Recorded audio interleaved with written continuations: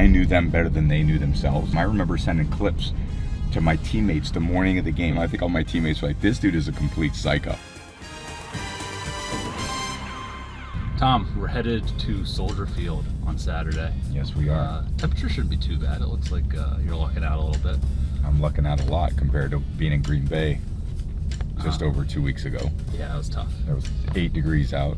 I stayed up in the booth the whole time. KB went on the field. I wasn't as tough as him. I may go down on the field this game. If it's higher than 25, I'll go down. That's the Tom Brady threshold, 25. Exactly. You never know. This guy played 20 years in New England. You know what? I've finished playing in the cold. It's not like I have to feel that experience again of being in the cold. He did his time. I Okay, so like you said, these two teams played just a couple weeks ago. So this offense knows this defense and vice versa. What are Jordan Love and Caleb Williams looking at? Can you think of any times that you knew a defense so well that you knew where those guys were going before they did, or a defense knew you so well that you had to change calls and think about things in a different way? Yeah, it was always the case. There's kind of two parts to this. When you play the division opponent, there's no fear on either side because there's no intimidation factor because you play each other 2 times a year and you kind of know your matchup. And those are a lot of times the toughest games, division opponents, and they just know you so intimately well. It's not like you can sneak anything by them. So a lot of it will come down to the fundamentals of blocking, tackling, throwing, and the basics. There's a few scheme things that will change, but it's really the game within the game. What can you build on from the previous game? What was successful? What was unsuccessful? And I always used to look back at those games the second time around playing a division opponent and say, all right, what were the few things they did that were successful against us? Okay, we're probably going to get more of those things.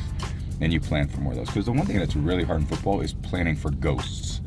It's hard to go, well, they don't play this coverage, but let's design plays for it in case they do. You can only really game plan for what they do.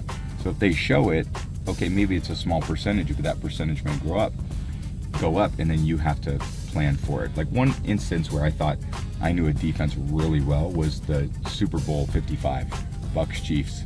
I studied for 2 weeks. We played the Chiefs earlier that year, and I kind of saw the trend of how they continued to play.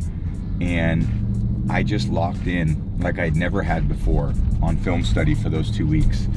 And I knew the rotation of the safeties so well, Sorensen and Tyrann Mathieu.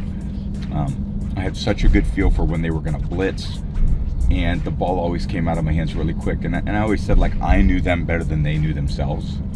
And I don't think they understood, and I was a veteran player at the time, so all my film study was so efficient.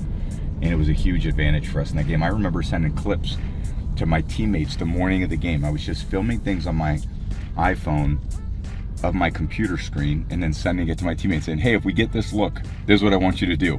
And there was probably like 7 clips, and I think all my teammates were like, this dude is a complete psycho. And that was just, whatever, less than 18 hours before the kickoff of the Super Bowl. Any instances where you felt like the defense had a handle on you, I guess based on the divisional record? Not too many. It was interesting. We played, this is going way back, but when I played the Colts and they had Dwight Freeney and Robert Mathis, there was one game we went and played, I think it was 07. We ended up beating them, but they played a coverage most of the game. It was called 2 Tampa, and the middle linebacker turned and ran out to the middle of the field, and the 2 linebackers kind of eyed my vision and always moved on a string. If I looked right, they moved right. It was a very predictable coverage, and we basically game planned for that coverage most of the game. It was really all they showed.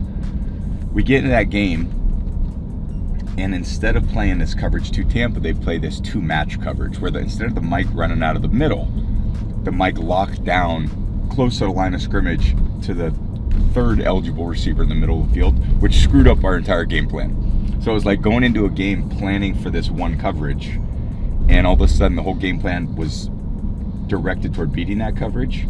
And then the Colts came and went like, all right, checkmate, we playing 2 match, which forced me to hold the ball, which allowed Freeney and Mathis to get home and sack me. And I remember after the first play of the game, I saw it, I was like, oh no, you mean they're playing 2 match today? And we had to go over and manipulate the game plan. We ended up coming back. It was an undefeated season, and we were down a bunch of points. Came back in the 4th quarter, ended up beating them. It was kind of it was an epic game, but it was a great game plan by them. Was that right pre-tablets? Were you guys flipping sheets of paper on that one? It was all sheets of paper, I know. And we'd get mad at the people who were Xeroxing things, and you could write things down. And it was very, Just blame the printer guy, right? that's what we had to do.